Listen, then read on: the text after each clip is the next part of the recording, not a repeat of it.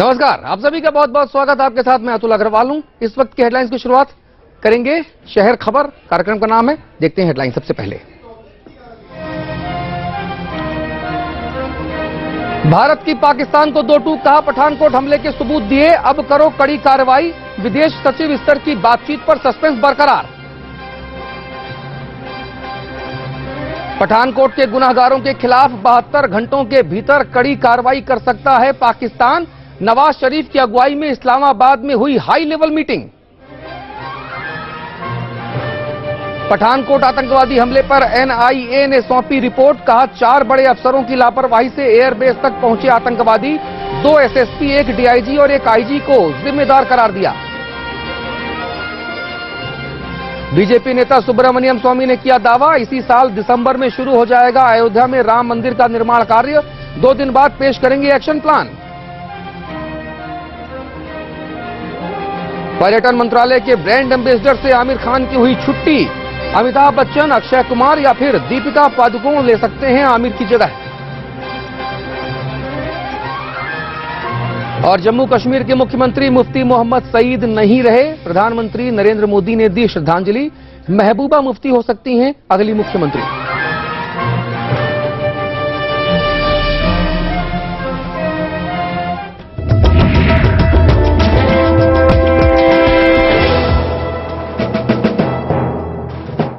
उत्तर प्रदेश में चुनावों के लिए अभी 1 साल से ज्यादा का वक्त बाकी है, मगर राम मंदिर का मुद्दा अभी से गरमाया जाने लगा है। इस बार कमान संभाली है भारतीय जनता पार्टी के नेता और वरिष्ठ वकील सुब्रमण्यम स्वामी ने दावा किया है कि अयोध्या में राम मंदिर निर्माण का पूरा लेखा जोखा तैयार किया जा चुका है और इसी साल दिसंबर महीने में राम मंदिर के निर्माण का काम शुरू कर दिया जाएगा। मंदिर के लिए शिलाओं को तराशने की गूंज कुछ ही समय पहले दिल्ली तक सुनी गई थी। अब तो राम मंदिर के ब्लूप्रिंट तैयार हो जाने की बात भी कही जा रही है और ये मंदिर का मेगा प्लान लेकर आए हैं कोई और नहीं बल्कि बीजेपी नेता सुब्रमण्यम स्वामी जी। शीघ्र ही बन जाएगा क्योंकि बाकी सारे सामग्री तैयार है, उसको सिर्फ फिट करना है और कुछ नहीं करना। जैसे अक्षरधाम बनी है वैसे ही उसको प्री फैब्रिकेटेड जैसा वो मंदिर बन जाएगा, ऐसा भाव है। स्वामी से पहले हाल ही में बीजेपी के दूसरे नेताओं ने भी मंदिर की कहानी को हवा दी थी, लेकिन भारतीय जनता पार्टी की बिल्कुल प्रतिबद्धता है क्योंकि ये मसला कोर्ट में पेंडिंग है। तो जब तक इस पर कोर्ट से कोई फैसला नहीं आ जाता या आपसी सहमति नहीं बन जाती, भारतीय जनता पार्टी इस व्यवस्था का पालन करेगी। मोहन भागवत जी ने जो बयान दिया बिल्कुल स्वागत योग्य, मैं उनके बयान का स्वागत करता हूं और जल्दी से राम मंदिर बनना चाहिए अयोध्या के अंदर, यही सबकी इच्छा है। अयोध्या और राम मंदिर का मामला बेहद पुराना है। 1528 में अयोध्या में एक ऐसे स्थल पर मस्जिद का निर्माण किया गया जिसे कुछ हिंदू राम का जन्म स्थान मानते हैं। 1859 में ब्रिटिश सरकार ने विवादित स्थल पर बाड़ लगा दी। परिसर के भीतरी हिस्से में मुसलमानों को और बाहरी हिस्से में हिंदुओं को प्रार्थना की अनुमति दी गई। 1949 में मस्जिद में भगवान राम की मूर्तियां पाई गई। विवाद बढ़ता गया। सरकार ने इस स्थल को विवादित घोषित कर ताला लगा दिया। मामला गरमाया 1984 में। राम मंदिर के मुद्दे ने पूरी तरह से राजनीतिक रंग ले लिया, जिसकी गूंज आज भी रह रह कर सुनाई पड़ती है। विश्व हिंदू परिषद के नेतृत्व में राम मंदिर निर्माण के लिए एक समिति बनाई गई। बाद में इस अभियान का नेतृत्व भारतीय जनता पार्टी की ओर से लाल कृष्ण आडवाणी ने संभाल लिया। 1986 में जिला मजिस्ट्रेट ने हिंदुओं को प्रार्थना के लिए विवादित स्थल के दरवाजे पर से ताला खोलने का आदेश दिया, जिसके खिलाफ मुस्लिम समुदाय ने बाबरी मस्जिद संघर्ष समिति का गठन किया। 1989 में विश्व हिंदू परिषद ने राम मंदिर निर्माण के लिए अभियान तेज किया और विवादित स्थल के नजदीक मंदिर की नींव रखी। 1992 में विश्व हिंदू परिषद, शिवसेना और भारतीय जनता पार्टी के कार्यकर्ताओं ने 6 दिसंबर को विवादित स्थल को ध्वस्त कर दिया। तब से शुरू हुई विवादित स्थल की कहानी ने कोर्ट और राजनीति में तो खूब जगह पाई, लेकिन मसले का हल अभी भी बाकी है। Team news world India. फिलहाल सुब्रमण्यम स्वामी के राम मंदिर वाले बयान पर कोई यकीन करने को तैयार नहीं है। वहां के लोगों का मानना है कि काठ की हांडी को दोबारा चढ़ाया जा रहा है और ये सब कुछ आगामी विधानसभा चुनावों के मद्देनजर हो रहा है। अयोध्या में भव्य राम जन्मभूमि मंदिर की बाट जो रहे साधु संत भी सुब्रमण्यम स्वामी की बातों को संजीदगी से लेने को तैयार नहीं है। उनका कहना है कि न तो सुप्रीम कोर्ट का फैसला आया और न ही आपसी सहमति बनी। ऐसे में स्वामी के बयान का कोई मतलब नहीं है। इतने लोग कह रहे हैं और तारीख दे रहे हैं, महीना दे रहे हैं, समय दे रहे हैं, ये सब के सब झूठा है। वस्तुतः रामलला की इच्छा के बिना कोई भी काम संभव नहीं है। कि जब तक न्यायालय का फैसला नहीं आता है तब तक ऐसा कुछ भी संभव नहीं है, क्योंकि दोनों पक्ष न्यायालय में उपस्थित हैं और उस पर अभी सुनवाई भी नहीं शुरू हो पाई है। सुनवाई शुरू हो उसके बाद निर्णय की बात आती है। इस मसले पर बाबरी मस्जिद के पक्षकारों की राय भी साधु संतों की बातों से मेल खा रही है। सुब्रमण्यम साहब जो बातें कर रहे हैं वो हवा में कर रहे हैं। अभी तक मुकदमा स्टार्ट ही नहीं हुआ, शुरू नहीं हुआ है। पेपर्स जितने हाई कोर्ट से गए हैं उनका ट्रांसफर नहीं हुआ है, तो हम कैसे मान लें कि दिसंबर तक इसका फैसला आ जाएगा। इलेक्शन की फैसलेबाजी जो हो रही है सिर्फ इलेक्शन की है, इसीलिए कोई पार्टी का लीडर इनकी मुखालफत में बोल नहीं पा रहा है। दरअसल सुब्रमण्यम स्वामी ने 9 जनवरी को मंदिर निर्माण की एक कार्य योजना घोषित किए जाने की बात कही है। Akash Soni, news world India, Ayodhya.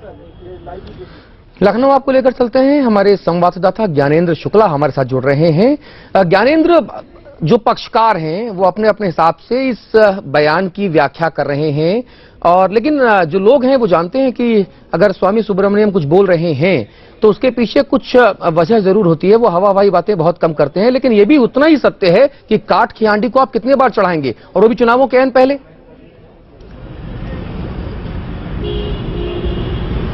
अब बिल्कुल सही आपने फरमाया कि इस मामले में जिस तरीके से अब तक बीते 2.5 दशकों से सियासत होती आई है, ऐसे में सुब्रमण्यम स्वामी भले ही उनकी बातों में तमाम बार वो अपना रिसर्च करके कुछ बोलते हैं, काफी वजन रहता है, लेकिन इस मुद्दे पर जिस तरीके से उन्होंने बयान दिया है उसको कोई गंभीरता से लेने को तैयार नहीं है, क्योंकि हर एक को पता है कि इस मामले में ये मामला अभी भी अदालत की चौखट में है। सर्वोच्च न्यायालय इस पर फैसला सुनाएगा, कैसे क्या होना है, क्या जो उत्तर प्रदेश में इलाहाबाद हाईकोर्ट की लखनऊ बेंच ने जो फैसला दिया था उसे कायम रखा जाएगा, उसमें तब्दीली की जाएगी, या फिर कुछ नया फैसला लाया जाएगा, ये अभी तय नहीं। तो ऐसे में स्वामी का जो बयान है, कोई भी साधु संत, यहां तक कि जो भी वीएचपी से जुड़े रहे हैं, जो मंदिर आंदोलन में काफी सक्रिय रहे हैं, कोई भी गंभीरता से नहीं ले रहा है। और जहां तक बाबरी मस्जिद के मुद्दई हैं, उनके लोगों की बात उनसे कही जाए तो वो भी मानकर चल रहे हैं कि इस तरीके से ये सियासत इसके पीछे होगी। और खास बात यह है कि जिस तरीके से 2017 के चुनाव उत्तर प्रदेश के नजदीक आते जा रहे हैं और ये हलचल मच रही है, तो इन दोनों को कड़ियां इनको जोड़कर देखा जा रहा है और इसी सिलसिले में माना जा रहा है ये सिर्फ सियासत है, बयानबाजी है, इसमें ज्यादा कुछ गंभीरता इसको देने की जरूरत नहीं है। बहुत शुक्रिया आपका, बहुत धन्यवाद आपका। और ऐसी ही बयानबाजियों के चलते जब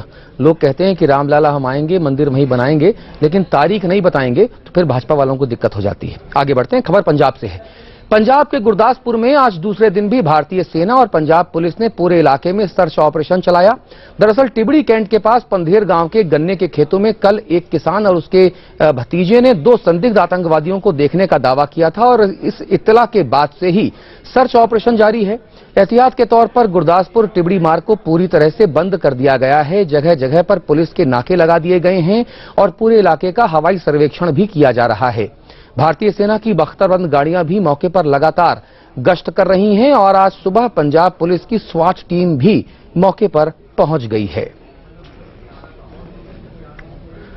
तस्वीर हम आपको दिखा रहे हैं किस तरह से जो है अब जो पंजाब पुलिस के जो जवान हैं उन्होंने लगातार पूरे इलाके में कॉम्बिंग बढ़ा दी है और लगातार कोशिशें की जा रही है कि जिन 2 संदिग्ध आतंकवादियों को देखने का दावा किया गया था उनको शिकंजे में लिया जा सके।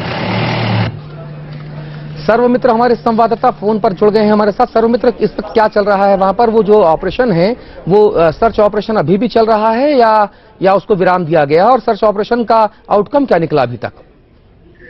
जी, जिसको कॉम्बिंग ऑपरेशन कहा गया है इनकी ओर से, ये अभी भी चल रहा है। एनएसजी और ग्रूड्स जो कमांडो है उनकी ओर से ये सर्च ऑपरेशन चल रहा है, लेकिन process is close to complete.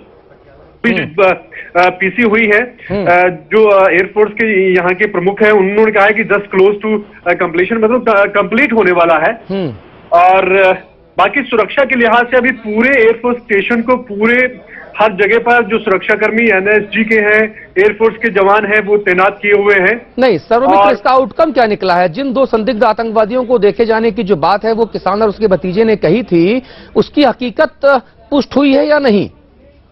Okay Atul ji, actually मैं आपको पहले जो बता रहा था वो एयरफोर्स स्टेशन का बता रहा था। बाकी जो गुरदासपुर की अगर आप बात कर रहे हैं तो उसका अभी तक कुछ भी आउटकम नहीं निकला है। अभी डिले कर दिया गया है मॉर्निंग तक का। चलिए बहुत शुक्रिया सर्वमित्र, आप जानकारी इकट्ठी कर लीजिए, दोबारा हम आपसे और इस बारे में बात करेंगे। बहुत धन्यवाद आपका। पठानकोट पर हुए आतंकवादी हमले के बाद जांच पड़ताल कर रही नेशनल इन्वेस्टिगेटिव टीम यानी एनआईए ने केंद्रीय गृह मंत्रालय को अपनी शुरुआती जांच रिपोर्ट सौंप दी है। एनआईए की इस आरंभिक रिपोर्ट के मुताबिक पंजाब पुलिस के 4 बड़े अफसरों की घोर लापरवाही की वजह से आतंकवादी पठानकोट एयरबेस तक जा पहुंचे थे। एनआईए ने पठानकोट और गुरदासपुर के एसएसपी, एक डीआईजी और एक आईजी को जिम्मेदार करार दिया है।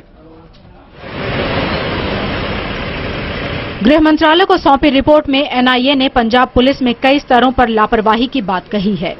एनआईए के मुताबिक आतंकियों की खबर मिलने के बाद भी पंजाब पुलिस ने कार्रवाई नहीं की। पठानकोट और गुरदासपुर के एसएसपी और बॉर्डर रेंज के आईजी और डीआईजी ने लापरवाही से काम किया। इस बात की भी जानकारी मिली है कि 1 जनवरी की रात जब 6 आतंकी एयरबेस कैंपस में दाखिल हुए, उस वक्त उनके घुसने की जगह पर फ्लड लाइट बंद थी। एयरबेस की दीवार से सटे यूकेलिप्टस के पेड़ से रस्सी मिली है, जिसका इस्तेमाल कर आतंकी 11 मीटर ऊंची दीवार फांद गए। दीवार पार करने के लिए आतंकियों ने कटीली तारें काटी। मौके से दस्ताने और टोपी बरामद किए गए हैं। आतंकी अपने साथ 50 किलो विस्फोटक, 30 किलो ग्रेनेड और AK-47 जैसी राइफल लेकर घुसे थे।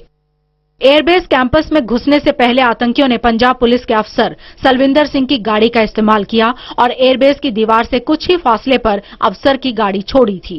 गुलपुर सिमली गांव में एसपी सलविंदर सिंह और उसके रसोइयों को फेंकने के बाद, जैसा कि सलविंदर सिंह कह रहे हैं, एसपी की गाड़ी इस खेत में खड़ी मिली।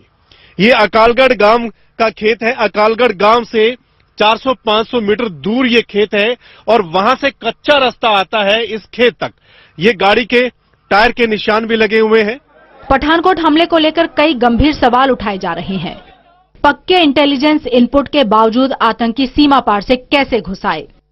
एनआईए अलर्ट के बाद भी एयरफोर्स स्टेशन की सुरक्षा क्यों नहीं बढ़ाई गई? सलविंदर सिंह की गाड़ी अगवा होने के बाद सुरक्षा एजेंसियों ने फौरन कार्रवाई क्यों नहीं की? हमले से पहले की रात आतंकियों के 4 फोन कॉल्स इंटरसेप्ट करने के बाद भी लापरवाह क्यों रहे? इस बात की भी जानकारी मिली है कि जुलाई में गुरदासपुर में हमला करने के लिए जिस रास्ते का इस्तेमाल आतंकवादियों ने किया था, पठानकोट के हमलावरों ने भी उसी रास्ते से घुसपैठ की, लेकिन बीएसएफ और पुलिस कुछ न कर सकी। आतंकियों का रास्ता सील नहीं किया गया। एसपी से छीनी हुई कार हमले की जगह से कुछ दूरी पर ही छोड़ी गई थी। आतंकियों के पास से AK-47 rifle, under barrel grenade launcher, 52 mm mortar rifle और जीपीएस सुविधाओं से लैस भारी सामान थे, जिन्हें लेकर वो एयरबेस में घुसे। लेकिन सुरक्षा एजेंसियों की संयुक्त टीम और खुफिया एजेंसियों के जासूस उन्हें ट्रेस नहीं कर पाए। यही वो तमाम वजह है जिसकी बिना पर अब एनआईए ने पंजाब पुलिस के 4 बड़े अधिकारियों के खिलाफ कार्रवाई करने की सिफारिश की है। सरमित्र के साथ टीम न्यूज वर्ल्ड इंडिया। अब अगली खबर उत्तर प्रदेश के संभल से है। संभल के एक प्राइमरी स्कूल के छात्रों के लिए शुरू की गई मिड डे मील योजना दलालों की भेंट चढ़ गई। जिस शिक्षक को मिड डे मील बांटने का जिम्मा सौंपा गया था, वही शिक्षक मासूमों के निवालों में डाका डाल रहा था। फिलहाल मुखबिर की सूचना पर संभल पुलिस ने एक ऐसे ही शिक्षक को मिड डे मील का राशन बेचते हुए रंगे हाथों धर दबोचा है। प्राइमरी स्कूल के छात्रों के लिए शुरू की गई मिड डे मील योजना, जिसे एक बेहद जरूरी और महत्वाकांक्षी कोशिश कहा गया, लेकिन उत्तर प्रदेश में इस योजना की धज्जियां उड़ रही हैं। वो टीचर जिनके भरोसे इस योजना को चलाया जा रहा है, वही इसे फेल कर रहे हैं। मासूमों के निवाले में डाका डाल रहे हैं। यूपी के संभल में पुलिस ने एक टीचर को मिड डे मील का राशन बेचते हुए गिरफ्तार किया है। तो किसने कहा आपसे गल्ला बेचने के लिए? हेडमास्टर जी। क्या नाम है उनका? श्रीशोधन सिंह। अच्छा, क्या कहा उन्होंने? सिलेंडर ले आना उसी में से। अच्छा, इसे बेच करके सिलेंडर ले आना जी। वहीं से जो राशन उठता है, हाँ, वहीं से हमने पैसे ले लिए। अच्छा, गोदाम से। क्या नाम गोदाम प्रभारी का? जी। अच्छा, कितने पैसे लिए? 3000 रुपये। इस टीचर का कहना है कि हेडमास्टर के कहने पर उसने गोदाम से राशन के बदले पैसे लिए, पर यह गोरख धंधा इतने खुलेआम कैसे चल रहा है? इस सवाल का जवाब आपको खंड शिक्षा अधिकारी के रवैये से साफ हो जाएगा। मिड डे मील योजना इन्हीं अधिकारियों की जिम्मेदारी है। FIR के लिए दे देंगे, निलंबित हो जाएगा। कितना बेचा, क्या बताया इसने? इसने बताया कि 2 कुंटल 13 किलो बेचा। अच्छा, कहाँ पे बेचा है ये मंडी समिति में जहाँ से उठाया वहीं बेचा। क्यों बेचा ये? अब क्यों तो जो है ये बताया, अभी बताया नहीं ना, सिलेंडर लेने के लिए बता तो रहे हैं। गरीब बच्चों के शारीरिक विकास और उनमें शिक्षा के लिए उत्साह जगाने के लिए शुरू की गई थी मिड डे मील योजना, लेकिन बड़ों के लालच के आगे इन मासूमों की थाली खाली रह जाती है। Team news world India.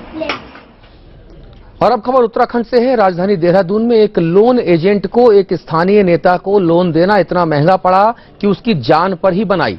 दरअसल देहरादून में एक कांग्रेसी पार्षद प्रकाश नेगी पर आरोप लगा है कि वो और उनके कुछ साथी एक लोन एजेंट के दफ्तर में घुस गए और जमकर मारपीट की ये पूरी वारदात सीसीटीवी में भी कैद हो गई। तब जाकर पार्षद की करतूत का भंडाफोड़ हो सका।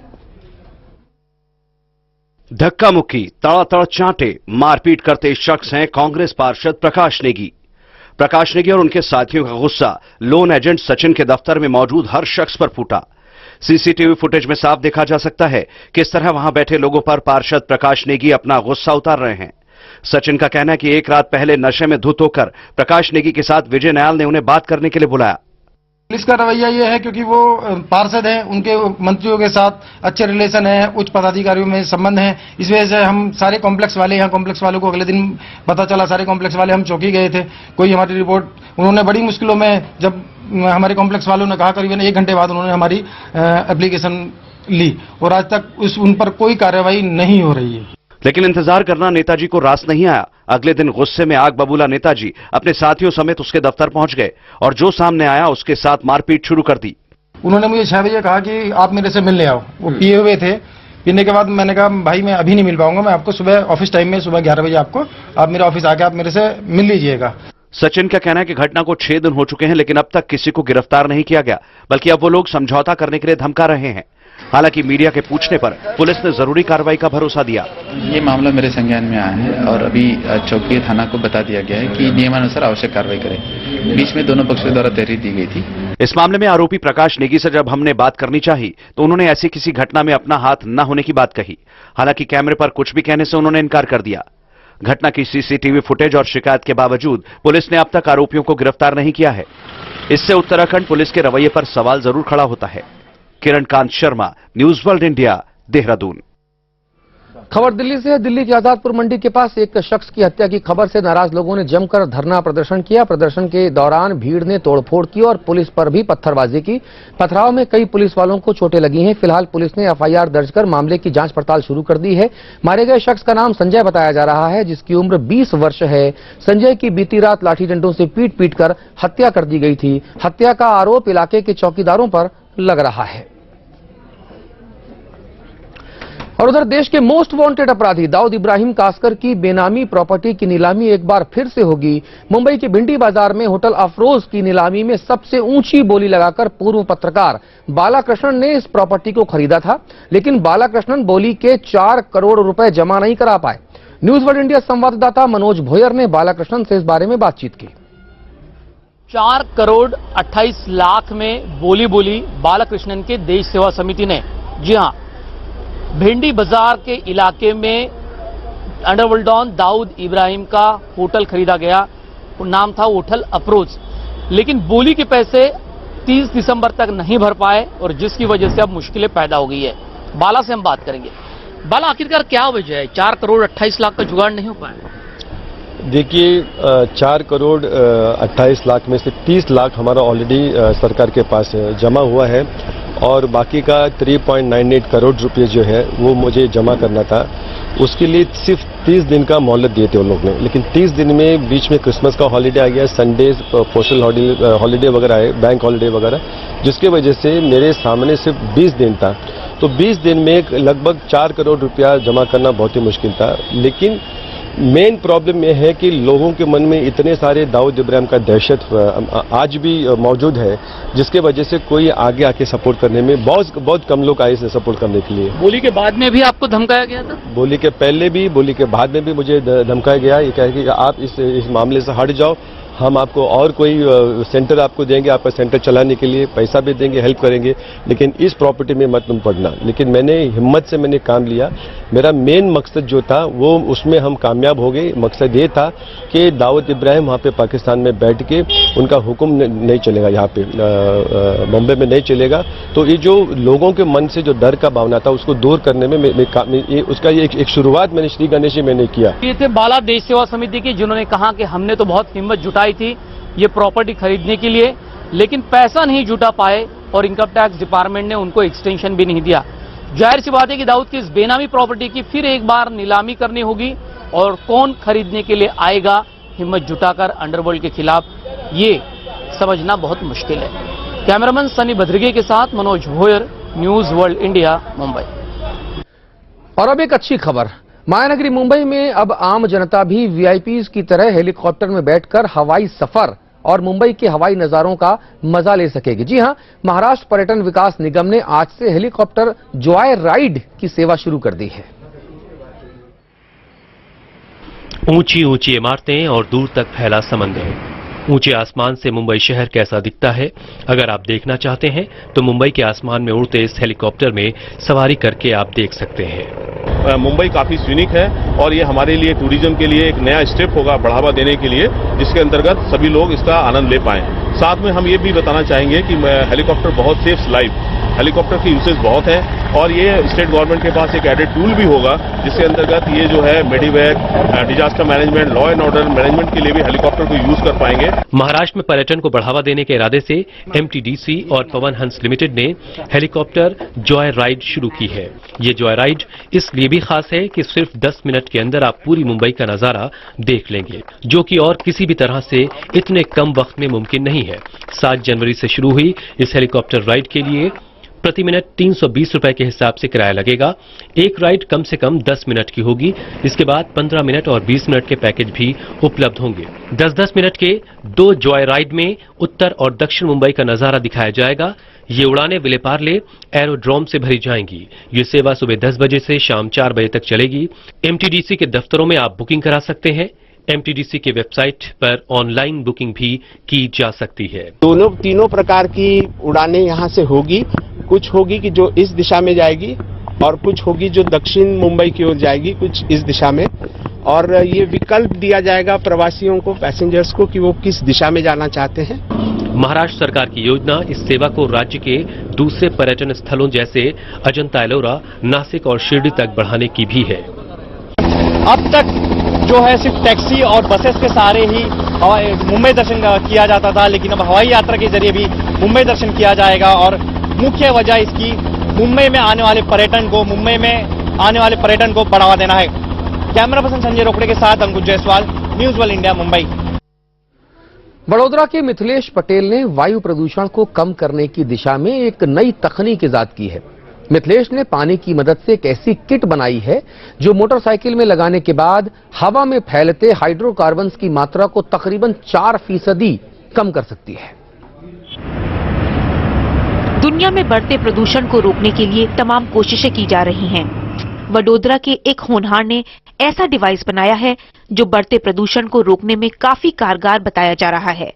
सिर्फ इतना ही नहीं, बाइक्स में इसके इस्तेमाल से हवा में फैलते हाइड्रोकार्बन की मात्रा करीबन 4% तक कम होती है। ये कारनामा किया है वडोदरा के रहने वाले मिथिलेश पटेल ने। मिथिलेश का दावा है कि ये प्रदूषण को काफी हद तक कम करता है। इस किट के इस्तेमाल के लिए पानी की जरूरत होती है। पीयूसी रिपोर्ट्स भी निकाले, पीयूसी के अंदर भी हमको देखने में मिला है। और किट लगाने के 10-15 मिनट के बाद आप चेक करेंगे तो 100% रिजल्ट मिलता है कि जिसमें पीयूसी में आप देख सकते हो कि कार्बन डाइऑक्साइड रिड्यूस हुआ है। ऐसी चीज नहीं है कि आप लगाओ महीने बाद टेस्टिंग करो, 10-15 मिनट उसका रिजल्ट मिलता है। मिथिलेश ने सिविल इंजीनियरिंग की पढ़ाई की है और पेशे से मोबाइल मैकेनिक हैं। मिथिलेश की माने तो ये ऐसी किट है जिसे घर पर भी लगाया जा सकता है, क्योंकि इसमें डिस्टिल्ड वाटर का इस्तेमाल करने की भी जरूरत नहीं है। मैं पूरी टेक्नोलॉजी सिखा रहा हूँ और ऐसे भी इसमें एक्सपर्टाइज की जरूरत है। आप खुद बना सकते हो, घर लगाओ, तो हम एनवायरमेंट हम खुद सेव करने जा रहे हैं, जिससे ग्लोबल के प्रॉब्लम सेव हो जाएगा।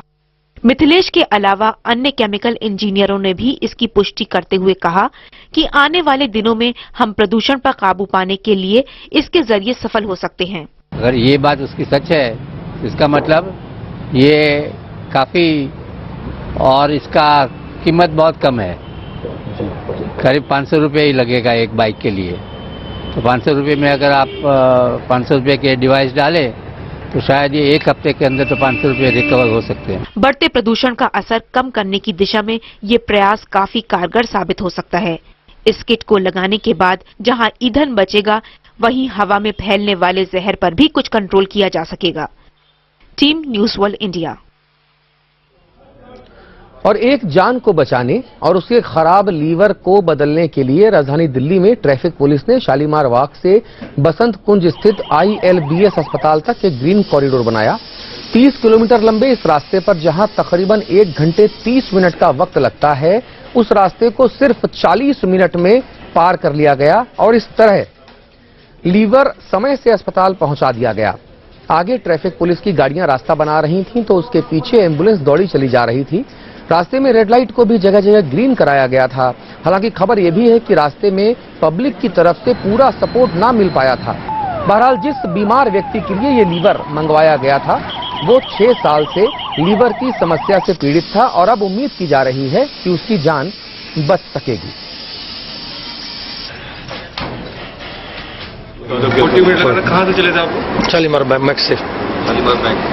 शालीमार बाग मैक्स हॉस्पिटल से चले यहाँ। कितना टाइम लगता है? नहीं, उसका तो उससे ज्यादा लगता है। तो बिल्कुल क्लियर आए हैं उस हिसाब से। डोनर मैच नहीं हो पा रहा था तो दिक्कत हो रही थी, उसकी वजह से तो हमने क्रेडिबल लीवर में इसका नाम डलवा दिया था। डॉक्टर्स ने हमें सजेस्ट किया था कि कोई आएगा तो हम आपकी हेल्प करेंगे और यहाँ के स्टाफ ने वाकई में बहुत हेल्प की। हाँ, और हम उसके जो डोनर है उसके घर वालों के भी बहुत थैंकफुल हैं, देन हॉस्पिटल स्टाफ के भी। खबर छत्तीसगढ़ के है, जहां के जगदलपुर में आज एक अनोखा नजारा दिखा। 11,000 बच्चों ने पूरे जगदलपुर शहर में झाड़ू लेकर साफ सफाई की। इस साफ सफाई अभियान में स्काउट एंड गाइड्स के बच्चे खास तौर से शामिल थे। इसमें स्कूली बच्चों के अलावा जनप्रतिनिधि, आम नागरिक भी शामिल हुए। स्वच्छ भारत अभियान के तहत अभियान का शुभारंभ मां दंतेश्वरी देवी के सामने से किया गया। बस्तर और जगदलपुर शहर के लिए ये पहला मौका है जब इतनी बड़ी संख्या में बच्चों ने श्रमदान किया और स्वच्छता का संदेश आम लोगों तक पहुंचाया। उन्होंने नारे लगाए और पंफलेट वितरित करते हुए शहर के नागरिकों से ये अनुरोध किया कि वो जिम्मेदार नागरिकों की तरह शहर को साफ सुथरा और हरा भरा बनाने में अपना हर संभव योगदान दें और कचरा नालियों में बिल्कुल न डालें।